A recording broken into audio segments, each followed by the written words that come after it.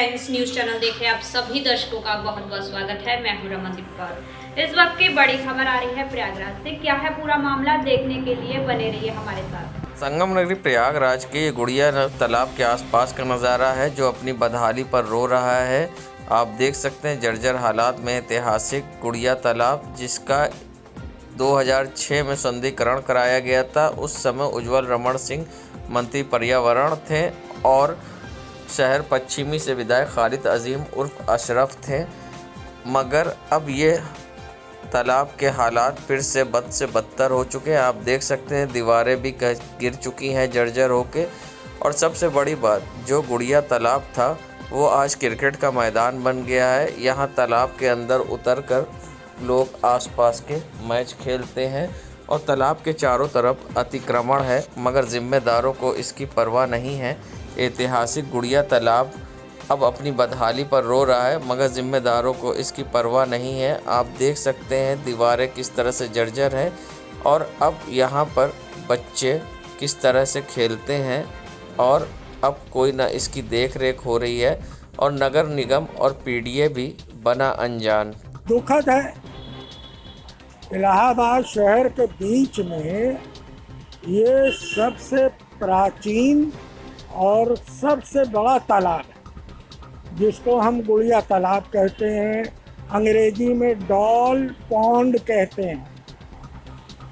जहाँ हर साल सावन के महीने में नागपंचमी के दिन गुड़िया का मेला लगता है। हजारों लाखों लोग वहाँ आकर जो है अपनी गुड़िया का जो है गुड़िया पीटने का रिवाज है। और क्या खूबसूरत नज़ारा होता है। बारिश के दिनों में चारों तरफ का पानी आके भर जाता है।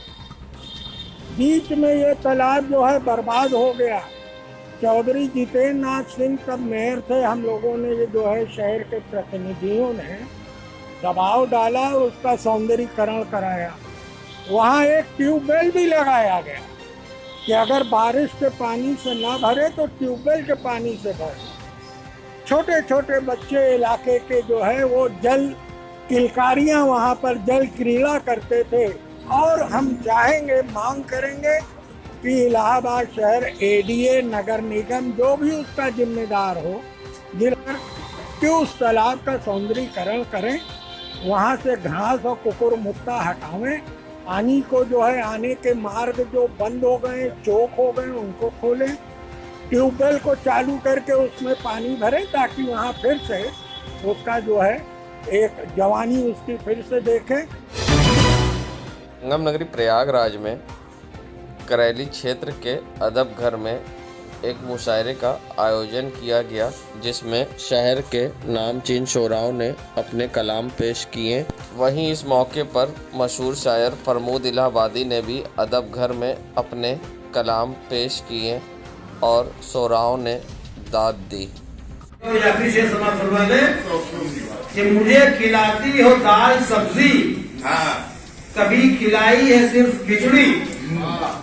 मुझे खिलाती हो दाल सब्जी, कभी खिलाई है सिर्फ खिचड़ी। मटन चिकन खुद उड़ा रही हो, कोई सुनेगा तो क्या कहेगा। 8 दिसंबर बुधवार को शुक्र मकर राशि में आकर संचार करेंगे। मकर राशि में आकर शुक्र का शनि से मिलना एक विचित्र ग्रह योग बन रहा है। इसकी वजह यह है कि शनि और शुक्र दो अलग अलग विचारधाराओं और स्वभाव वाले ग्रह हैं। शनि जहां परिश्रम और संघर्ष के प्रतीक हैं, वहीं शुक्र भौतिक सुख, सौहार्द और वैवाहिक जीवन में आनंद दिलाने वाले ग्रह हैं। आइए जानते हैं क्या कहना है पंडित शिप्रा सचदेव का। ओम गणपति नमः। 1 दिसंबर 2021 को शुक्र धनु राशि से मकर राशि की तरफ अग्रसर हो रहे हैं। वो अपने फ्रेंडली हाउस की तरफ अग्रसर हो रहे हैं, जो कि बहुत ही अच्छा संयोग बनेगा, क्योंकि इस समय शनि ऑलरेडी मकर राशि में है। तो इस समय शुक्र, शनि और चंद्रमा यानी 8 को चंद्रमा भी उनके साथ युक्ति बना रहे हैं। तो ये बहुत ही अच्छा एक प्लैनेटरी पोजीशन बन रहा है, जो कि 19 दिसंबर तक रहेगा। 19 दिसंबर को शुक्र मकर राशि में ही वक्री हो जाएंगे और 30 दिसंबर को मकर से वापस धनु की तरफ अग्रसर हो जाएंगे। 29 जनवरी 2022 को शुक्र वापस मार्गीय होंगे दोपहर को 1 बजे। अगर हम अभी की बात करें यानी 8 दिसंबर से 19 दिसंबर जब तक कि शुक्र और शनि की युक्ति बनेगी और शुक्र मकर राशि में मार्गी रहेंगे, तब तक का फेज बहुत अच्छा जाने वाला है। बहुत से रुके हुए काम लोगों के बनेंगे, जिसमें कि वृषभ राशि, तुला राशि, कन्या, मिथुन, कुंभ और मकर राशि के जातकों के लिए गोल्डन फेज आने वाला है। उनके बहुत से रुके हुए काम बनेंगे। जिनकी शादी वगैरह में प्रॉब्लम आई हुई, उनकी शादी की समस्याएं बनेंगी। प्रॉपर्टी के रिगार्डिंग अगर कुछ इश्यूज आ रहे हैं वो रिजॉल्व होंगे। यानी कि अगर हम बात करें तो इन 6 राशि के जातकों के लिए गोल्डन फेज आने वाला है और उनकी बहुत सी प्रॉब्लम्स का सोल्यूशन मिलने वाला है। जब शुक्र वक्री होंगे तो फिर हर्डल्स का लेवल थोड़ा सा इंक्रीज होता हुआ दिखाई दे रहा है, बट अभी उनके लिए बल्ले बल्ले वाला समय है एंड बहुत सी प्रॉब्लम्स का सोल्यूशन मिलता हुआ दिखाई दे रहा है। जो शुक्र है वो सुख, समृद्धि, धन, वैभव के देवता कहलाते हैं और जो शनि है वो परिश्रम के, कर्मास के देवता है। तो जो शुक्र और शनि की युक्ति बन रही है, ये कर्मा हमारी कर्मास को भी बैलेंस करेगी, हमारे किए हुए कर्मास का रिजल्ट मिलता हुआ दिखाई दे रहा है। तो ये संयोग बहुत ही अच्छा संयोग बन रहा है एंड 19 दिसंबर तक का समय बहुत ही अच्छा जाता हुआ दिखाई दे रहा है 6 राशि। आशा करती हूँ विष्णु जी और माँ लक्ष्मी की कृपा दृष्टि आप सब पे बरसे। इन्हीं शुभकामनाओं के साथ मैं पंडित शिप्रा सदेव आपसे विदा लेती हूँ। ओम नमः शिवाय। शिव जी सब। संगम नगरी प्रयागराज के करैली मुन्ना मस्जिद और कई क्षेत्रों में पहुंचे आम आदमी पार्टी के जिला अध्यक्ष व राष्ट्रीय कार्यकारिणी सदस्य डॉक्टर अल्ताफ अहमद ने योगी सरकार द्वारा बनाई जा रही सड़कों पर सवाल खड़े किए हैं। साथ ही उन्होंने किन तरह के आरोप लगाए हैं हम आपको वो भी सुनाते हैं और डॉक्टर अल्ताफ ने सड़क जो बनी है उस पर किस तरह से भ्रष्टाचार के भेड़ चढ़ी है ये भी उन्होंने बताया है। आइए दिखाते हैं क्या कुछ कहा है डॉक्टर अल्ताफ ने। 15 दिन पहले मैंने यहाँ का एक वीडियो लाइव किया था। ये एरिया है करैली का, मुन्ना मस्जिद से लेके और अलीगंज तक, अलीनगर तक। इस वीडियो में मैंने दिखाया था यहाँ पर एक हाथ के गड्ढे थे। यहाँ पर जो है महिलाएं अगर ई रिक्शा से जाया करती थी या बच्चे ई रिक्शा से जाया करते थे तो वो अक्सर ज़मीन पर गिर जाते थे, पलट जाती थी गाड़ियाँ, लोग परेशान थे। और जब मैंने वीडियो दिखाया तो यहाँ की रोड तो बन गई। मैं आज आया था यहाँ पर चेकअप करने के लिए, देखने के लिए कि क्या रोड यहाँ पर सही बन रही है कि नहीं बन रही है। तो यहाँ पर मैं पा रहा हूँ कि यहाँ पर भी पूरी एकदम सिर्फ खाना पूरी हो रही है। मुश्किल से 1 सेंटीमीटर या 2 सेंटीमीटर की रोड बनी हुई है और इस रोड में भी अगर हाथ से उखाड़ने की कोशिश कर रहे हैं तो ये रोड हाथ में उखाड़ के चली आ रही है। ये एक बहुत बड़ा घोटाला है और ये यहाँ करैली के लोग अपनी रोड से इस वक्त बहुत ज़्यादा परेशान हैं। यहाँ की रोडों से बहुत ज़्यादा परेशान है। हर गली, हर मोहल्ले में कहीं सीवर लाइन नहीं है, कहीं बिजली के खंभों की दिक्कत है, कहीं पर रोड की दिक्कत है। तो ये मेरी मांग है कि नगर निगम ने जो ये ठेका दिया है, जिस भी ठेकेदार को ठेका दिया है, इसकी पूरी जांच करवाए और यहाँ पर एक अच्छी आरसीसी रोड बनाई जाए। ये बार बार रोड बनाने का क्या मतलब है? एक बार रोड बनाई जाए जो कम से कम 10 साल चले तो आरसीसी रोड बनाई जाए ताकि यहाँ की समस्या से लोगों को समाधान मिल सके। स्ट्रीट लाइट भी नहीं। धार्मिक मान्यताओं के अनुसार भगवान श्री राम और देवी सीता का विवाह त्रेता युग के मार्गशीर्ष मास में शुक्ल पक्ष की पंचमी में हुआ था। इसीलिए इस तिथि को विवाह पंचमी के रूप में मनाया जाता है। इस बार ये शुभ तिथि 8 दिसंबर बुधवार को है। इस दिन प्रमुख राम मंदिरों में विशेष आयोजन भी किए जाते हैं। आइए जानते हैं किस तरह से क्या है मान्यता, इसके बारे में क्या है कहना पंडित शिप्रा सचदेव का। ओम गणपति नमः। आज विवाह पंचमी है। विवाह पंचमी के बारे में ऐसी मान्यता है कि आज ही के दिन श्री रामचंद्र जी का विवाह माँ सीता से हुआ था। त्रेता युग में मार्गशीर्ष महीने की शुक्ल पक्ष की पंचमी तिथि को श्री रामचंद्र जी का विवाह माँ सीता से हुआ था। आज ही के दिन का नाम तब से विवाह पंचमी भी कहा जाने लगा है। इस वर्ष आज का दिन यानी आज के दिन विवाह पंचमी पड़ रही है, यानी कि 8 दिसंबर को विवाह पंचमी पड़ रही है। जिन भी जातकों की कुंडली में विवाह संबंधी दोष हो, यानी उनकी शादी नहीं हो रही हो, शादी होने में इश्यूज आ रहे हैं, बार बार शादी फिक्स होके टूट जा रही है, लाइफ में शादी रिगार्डिंग कुछ भी इश्यूज है, उन जातकों को अगर वो आज के दिन फास्ट रखते हैं या माँ सीता और रामचंद्र जी की पूजा अर्चना करते हैं तो ऐसी मान्यता है कि उनकी लाइफ में जो विवाह संबंधी प्रॉब्लम है उसकी समाप्ति होती है।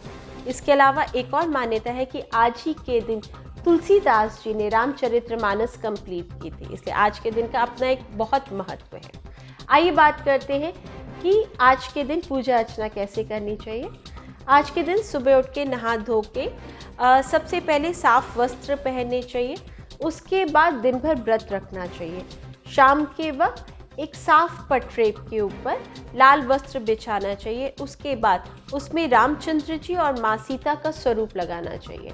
रामचंद्र जी के ऊपर पीले वस्त्र चढ़ाने चाहिए और माँ सीता के ऊपर लाल वस्त्र चढ़ाने चाहिए। उसके बाद रामचंद्र जी के ऊपर चंदन चढ़ाना चाहिए और माँ सीता के ऊपर सिंदूर चढ़ाना चाहिए। अगर वो जातक मेल है तो माँ के चरणों में सिंदूर रखना चाहिए या उनको रोली चढ़ाना चाहिए। इसके बाद धूप चढ़ाना चाहिए।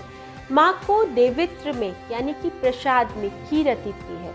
ऐसी मान्यता है कि जो रामचंद्र जी है वो विष्णु जी के अवतार है और माँ सीता लक्ष्मी जी का स्वरूप है, इसीलिए उनका जो प्रसाद होता है प्रसाद में खीर जरूर चढ़ानी चाहिए, फूल चढ़ाना चाहिए। माँ सीता को इत्र ज़रूर चढ़ाना चाहिए। जिन भी कपल्स के बीच में जिनकी शादी हो चुकी होती है, दाम्पत्य जीवन में कुछ इश्यूज़ आ रहे हैं, हस्बैंड वाइफ के बीच में पटरी नहीं खा रही है या मैरिज में कोई भी इश्यूज़ चल रहे हैं, उनको जो है माँ सीता को इत्र ज़रूर चढ़ाना चाहिए और लाल पुष्प चढ़ाना चाहिए। ऐसा करने से उनके दाम्पत्य जीवन में आने वाली हर्डल्स और प्रॉब्लम्स कम होंगी और माँ का और रामचंद्र जी का आशीर्वाद प्राप्त होगा। इसके बाद आपको शाम को व्रत खोल लेना चाहिए और ये प्रसाद आपको भी ग्रहण करना चाहिए और सबको प्रदान करना चाहिए। आज के दिन रामचरित्र का पाठ करना अति शुभ में रहेगा। हनुमान जी का ध्यान भी अवश्य करना चाहिए। आपकी लाइफ में जो भी प्रॉब्लम होंगे हनुमान जी उसकी रक्षा करेंगे। ऊपर वाले की कृपा दृष्टि आपके ऊपर बसे। इन्हीं शुभकामनाओं के साथ मैं पंडित शिप्रा सदैव आपसे विदा लेती हूँ। ओम नमः शिवाय। शिव जी सदा साई। जय माता दी।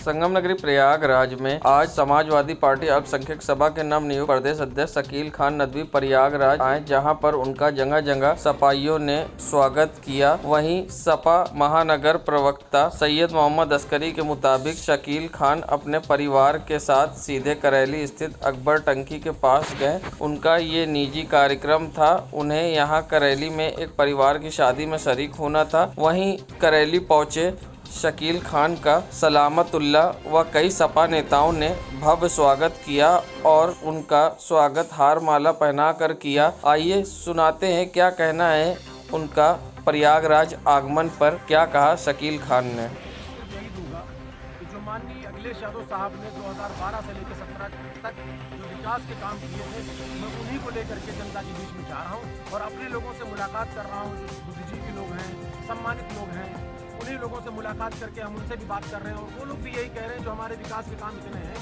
हम उन्हीं को लेकर के जनता के बीच में जा रहे हैं। हम यही संदेश देते हैं कि माननीय राष्ट्रीय अध्यक्ष अखिलेश यादव जी ने जो काम किए हैं, हम उन्हीं को लेकर के जनता के बीच में जाएंगे और इंशाअल्लाह मुझे पूरी उम्मीद है कि आने वाले वक्त में 2022 में वजीर आला दोबारा हमारे अखिलेश यादव जी बनेंगे, सिर्फ विकास के कामों पे, क्योंकि भारतीय जनता पार्टी सिर्फ जुमलेबाजों की सरकार है। इन लोगों ने, मैं आपके चैनल के माध्यम से पूछना चाहता हूँ कि 4.5 सालों में इन्होंने अगर एक भी विकास का काम किया हो तो ये बताएं।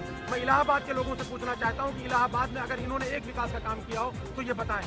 सिर्फ माननीय अखिलेश यादव जी के जितने काम थे उन्हीं का फीता काटना, उन्हीं का शिलान्यास करना, उन्हीं का उद्घाटन करना, अपना इनका कोई काम नहीं है। हमको आपको सिर्फ बांटने का काम करते हैं, हमको आपको सिर्फ लड़ाने का काम करते हैं। शकील खान, प्रदेश अध्यक्ष समाजवादी अल्पसंख्यक सभा उत्तर प्रदेश।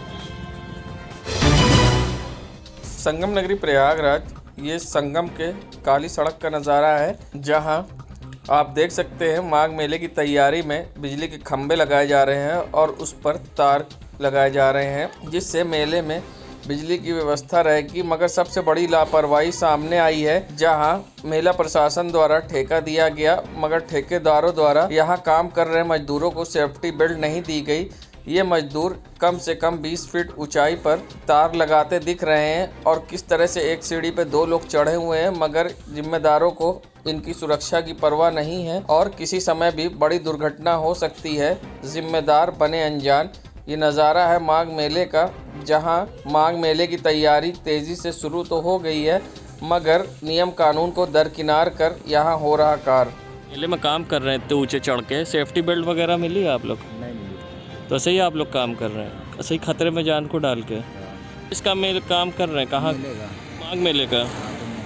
तो कौन है ठेकेदार आपके यहाँ पर? बाबा जी। तो आप लोग को कोई सेफ्टी बेल्ट नहीं दी गई? क्या नाम है? सेफ्टी बेल्ट नहीं मिली है और कोई सुविधा नहीं है यहाँ पे। तो सही आप लोग चढ़ के काम कर रहे हैं ऊपर? हाँ। कितने लोग हैं टोटल?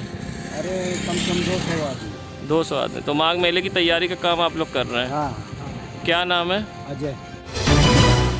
संगम नगरी प्रयागराज, जहां कोरोना के नए वेरिएंट ओमिक्रॉन ने दस्तक दी है भारत में, जिसके बाद अब प्रयागराज में भी नगर निगम सतर्क दिखाई दे रहा है और नगर निगम द्वारा अब मीरापुर, मुट्ठीगंज जैसी सड़कों पर सैनिटाइज कराया जा रहा है, जहां आज नगर निगम की गाड़ी पहुंची और सैनिटाइज करते सड़कों पे दिखाई दी। ये नज़ारा है मीरापुर की सड़क का, जहां पर कल्याणी देवी मंदिर के पास आज नगर निगम द्वारा सैनिटाइज कराया गया।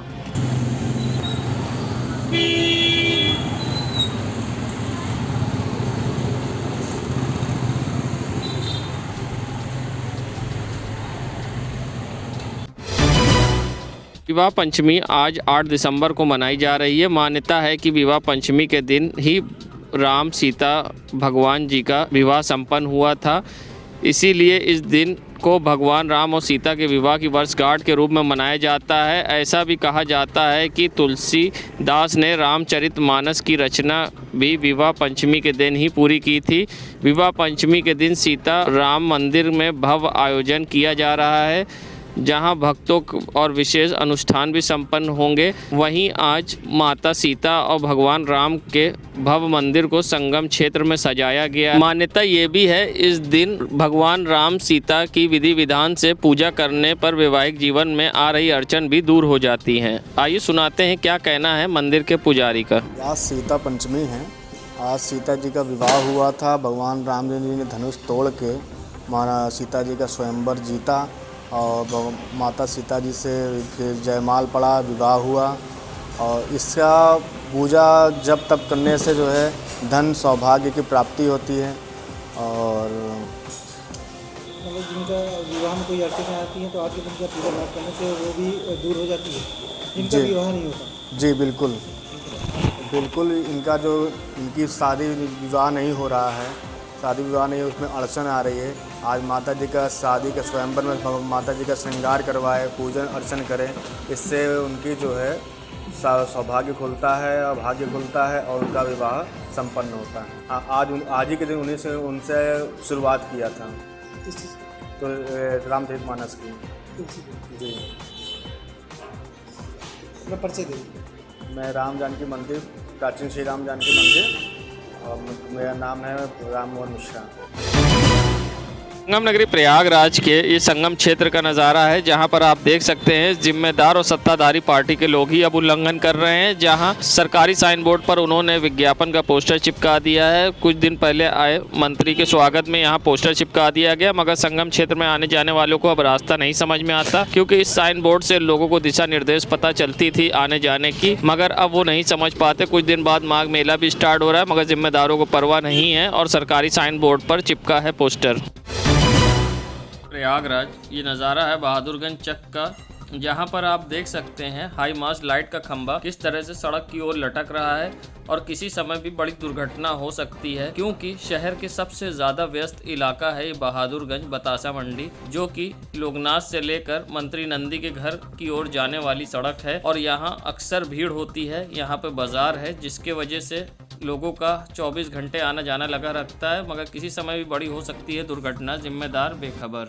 देश दुनिया की खबरों के लिए world media times news channel को सब्सक्राइब करें।